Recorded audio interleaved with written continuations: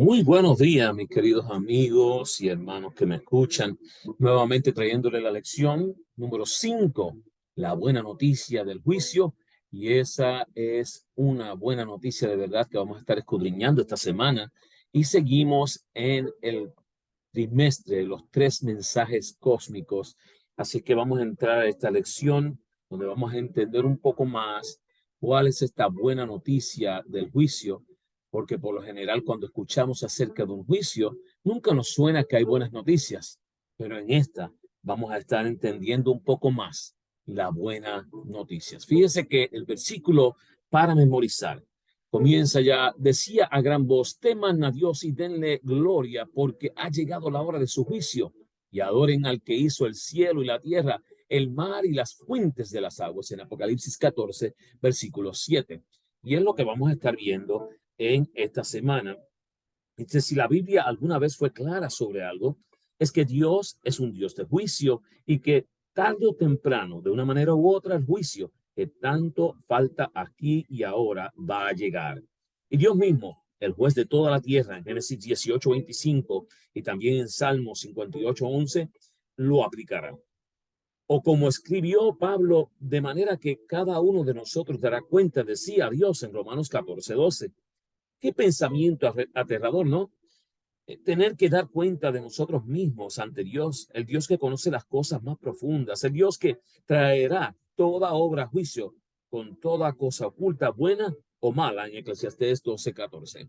Así que cuando hablamos de un juicio y sobre todo un juicio ante el creador del universo, sí sentimos un poco de temor porque aunque es una buena noticia que va a haber un juicio, saben que aquí todo sea bueno, sea malo, va a ser descubierto. Y no solamente eso, va a ser ante el Rey de Reyes y Señor de Señores. Sin embargo, en última instancia, el juicio revela la bondad y la gracia de Dios y que Él es justo y misericordioso en su forma de tratar con los salvos hasta con los perdidos. Así que es un Dios justo y misericordioso, el que va a estar tratando inclusive con los salvos igual que con los perdidos. Y esta semana exploraremos los temas más profundos del juicio en relación con el gran conflicto que asola el universo y veremos especialmente lo que sucede cuando el pueblo fiel de Dios se enfrenta al inevitable juicio venidero allí en Hechos 24:25. Así es que esta tierra, hermanos, enfrenta un juicio inevitable y tú y yo vamos a estar formando parte de esta obra que se va a estar llevando a cabo, donde se decidirá eh, todo lo que va a suceder en este mundo.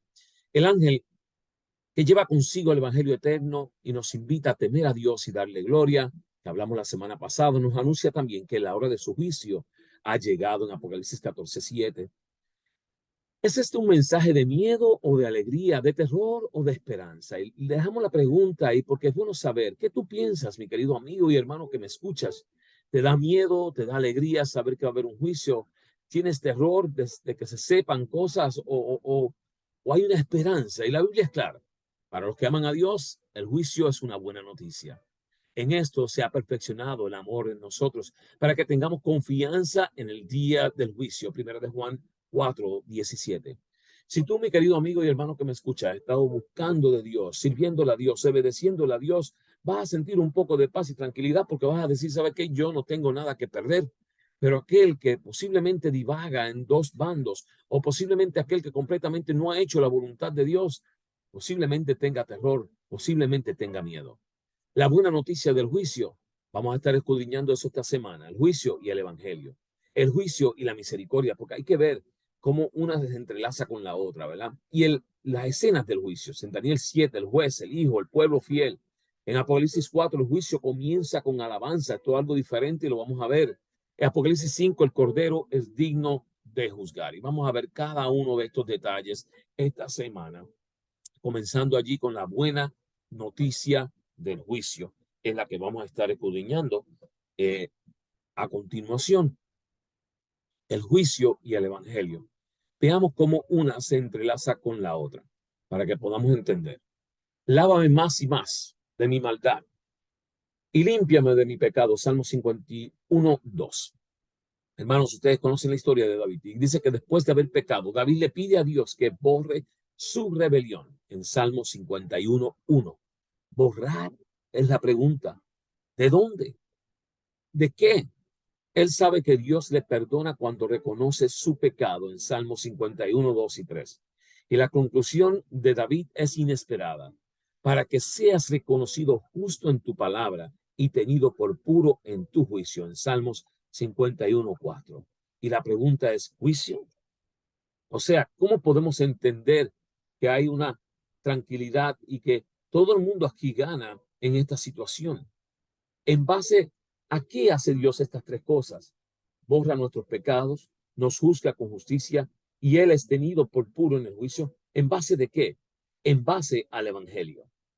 Nuestros pecados son perdonados gracias al Evangelio. Nuestra salvación está asegurada gracias al Evangelio. Y salimos victoriosos en el juicio gracias al Evangelio.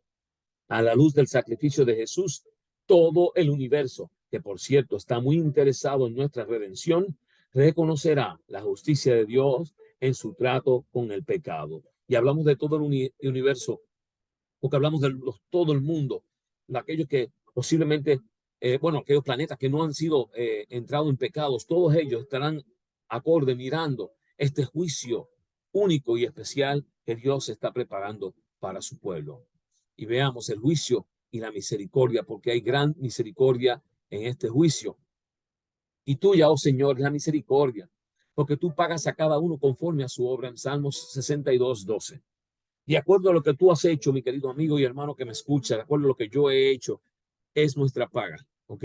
Aquí no es que te van a pagar injustamente, sino que va a haber misericordia, inclusive porque va a haber misericordia en que Jesús va a decir, yo morí por ti, yo morí por cada uno de nosotros, ¿verdad?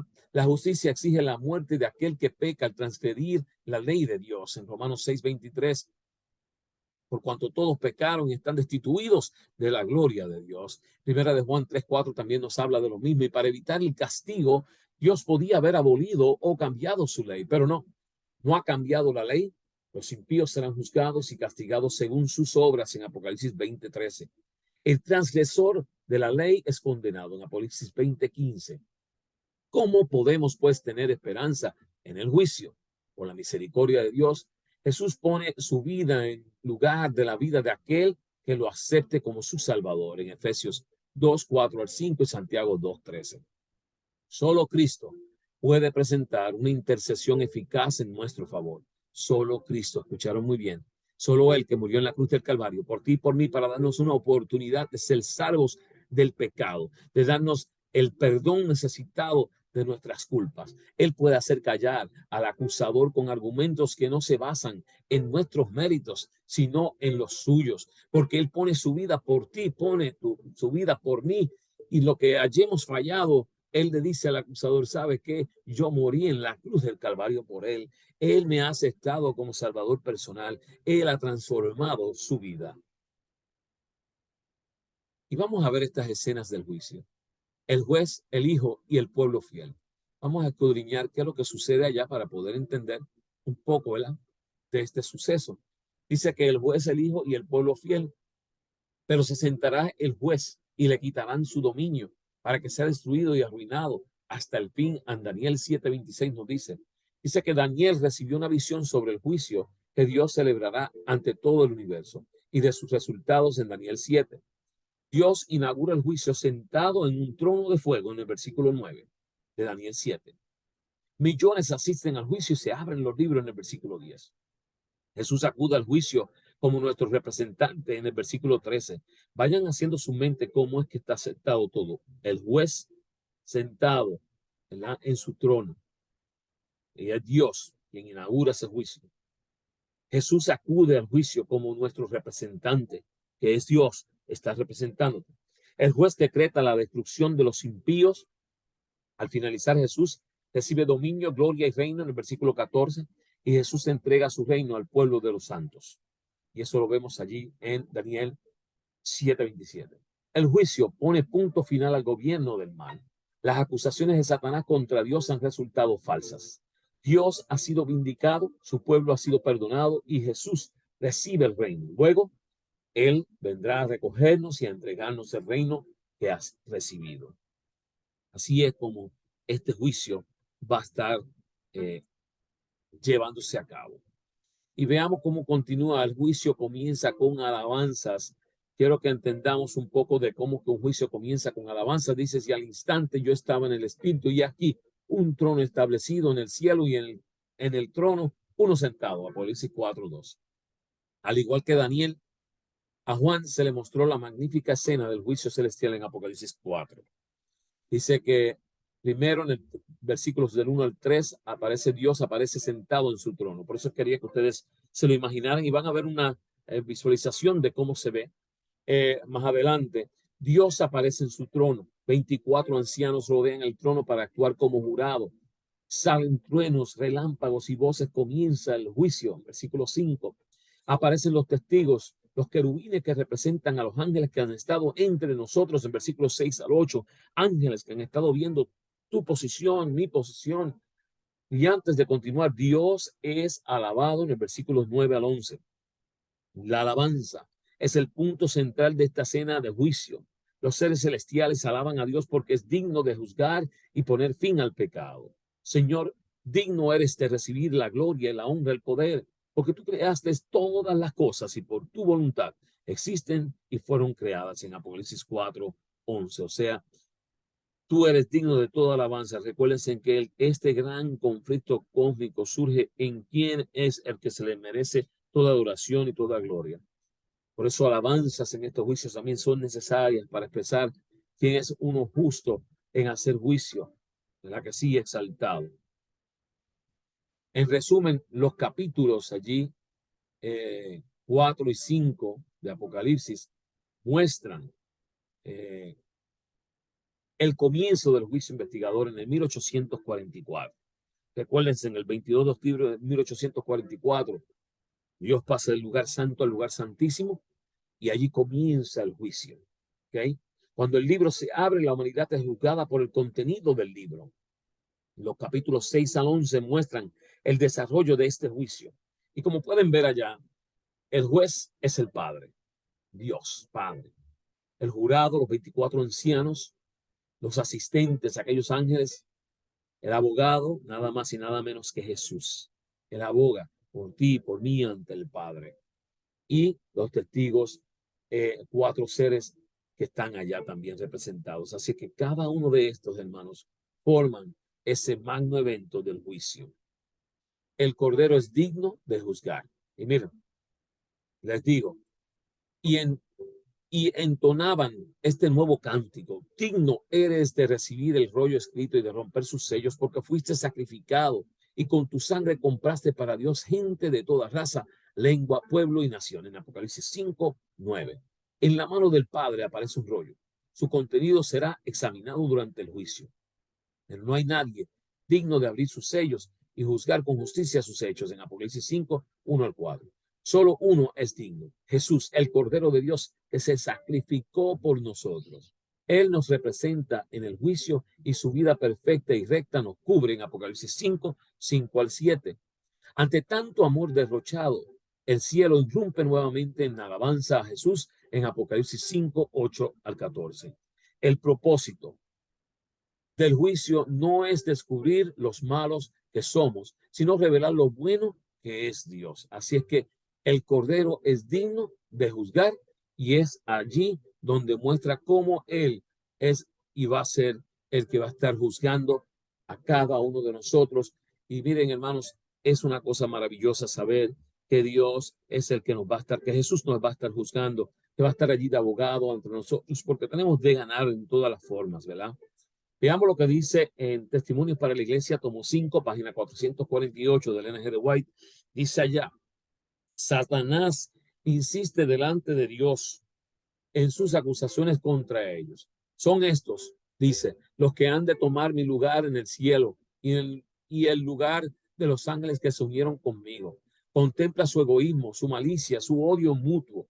Me desterrará Dios a mí y a mis ángeles de su presencia, y sin embargo recompensará a aquellos que han sido culpables de los mismos pecados.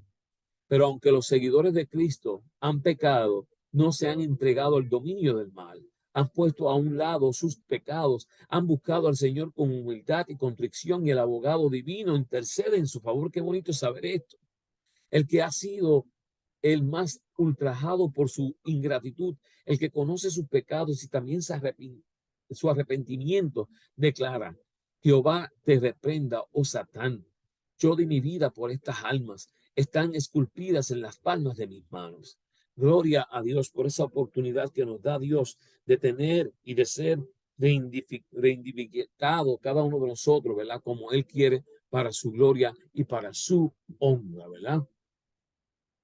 Vamos a ver allí, y se contemplan las poderosas revelaciones que el Espíritu de profecía nos da con respecto al estado del pueblo de Dios en los últimos días, en el tiempo del juicio y el fin del mundo.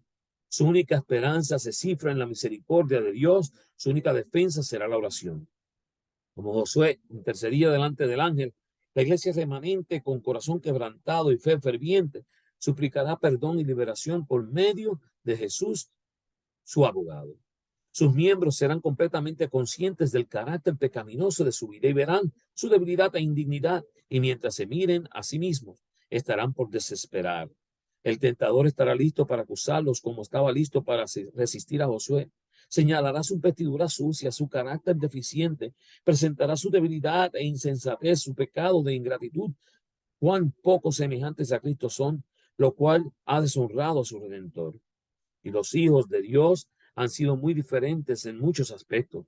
Satanás tiene un conocimiento exacto de los pecados que él los indujo a cometer y los presenta de la manera más exagerada, declarando: nos desterrará Dios a mí y a mis ángeles de su presencia, y sin embargo recompensará a aquellos que han sido culpables de los mismos pecados.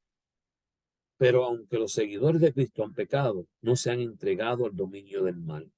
Y hermanos, esto es lo bonito de todo, ¿verdad? Saber que tú y yo no nos hemos entregado del todo al dominio de Satanás y que le dimos un lugar especial a Cristo Jesús. Él ha podido estar trabajando en mi vida, en tu vida, que nos da esa oportunidad de poder glorificarle y alabarle. Mi amigo y hermano que me escuchas, ¿es la noticia del juicio una buena noticia para ti? Espero que sí. Oramos. Amante Padre, que habitas en las alturas de los cielos, te damos gracias por la oportunidad que tú nos das de tener este momento para poder reflexionar, de poder trabajar para glorificarte y poner nuestras manos en ti y dejar que tú obres en nuestros corazones. Ayúdanos a estar preparados para que ese día glorioso, la noticia del juicio, sea una buena para ti y para mí, mi querido amigo y hermano que me escuchas, y que Dios pueda seguir trabajando en nuestros corazones por siempre. Lo pedimos, Señor, en tu nombre, Jesús. Amén. Mi querido amigo y hermano que me escuchas, te insto a que compartas estas lecciones con otros que no conocen de la palabra de Dios, con otros que puedan también tocar corazones a través de ella y que puedan compartirla para que otros puedan conocer de la poderosa palabra de Dios. Además de compartirla por YouTube, lo puedes hacer también a través del podcast y también de Spotify. Busca en su buscador allí Lección de Escuela Sabática, comentarios. Allí puedes suscribirte. Presiona la campana toda la semana, compártela por todo el mundo. Muchas personas hoy día lo escuchan a través en Perú, en España, en Estados Unidos, en México, así que en San Salvador, en Guatemala. Compártela, mi querido amigo y hermano que me escucha, y gracias a todos ustedes que toman su tiempo para escucharla. Dios les bendiga, Dios les guarde.